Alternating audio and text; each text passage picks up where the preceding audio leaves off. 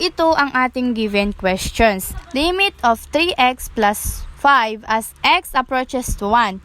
So, para makuha natin ng sagot nito is kailangan natin sundin ang ating formula, which is itra-transfer natin or evaluate muna ang mga given numbers. So, dito is ikakopy natin ito, which is yung limit of 3x as approaches to 1.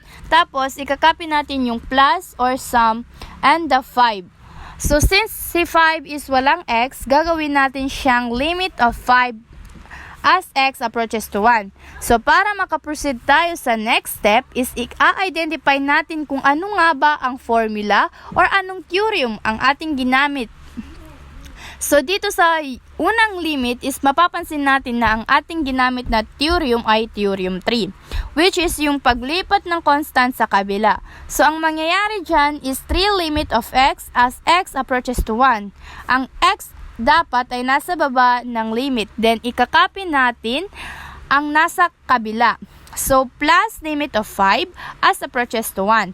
Since natapos na natin ito, mag-proceed tayo sa next step.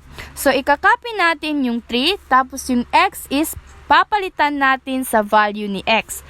Ang value ni x dito is magiging 1. Tapos, i-plus natin yung limit of 5.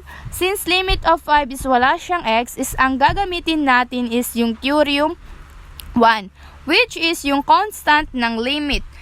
Isusulat lang natin yung constant niya and ikakopy lang natin kasi wala siyang x. Meaning to say, hindi natin makukuha ito dahil meron ng given numbers dito.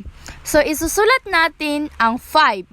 So, as you can see, hindi pa yan ang final answer. So, first, ang susundin natin na rule is PEMDAS, which is P is parenthesis, E is exponent, M multiplication, D is division, A is addition, and last as subtraction.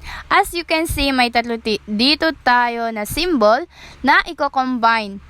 Makikita nyo dito yung parenthesis, addition. So, by use of the strategies, dito natin makuha o malaman ang sagot. Ang una is parenthesis. So, since meron parenthesis, is i-combine and i-multiply. So, since 3 times 1, ang sagot niya is 3. Kasi, 3 times 1 is 3. Tapos, copy the plus and 5. Since yan ang lumabas, hindi pa tayo tapos dahil kasi hindi pa yan yung final answer.